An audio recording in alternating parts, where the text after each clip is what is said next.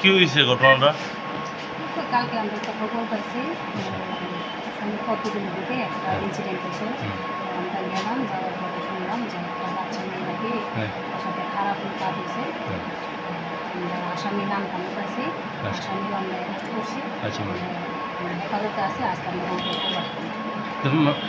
আসামের কি কে দ্বারায় মামলা নেওয়া হয়েছে? কেস নম্বর হয়েছে 2024 WAS 020, ডেট হয়েছে 22/6/24, ধারা হয়েছে 376 3 IPC আর পক্সো 6।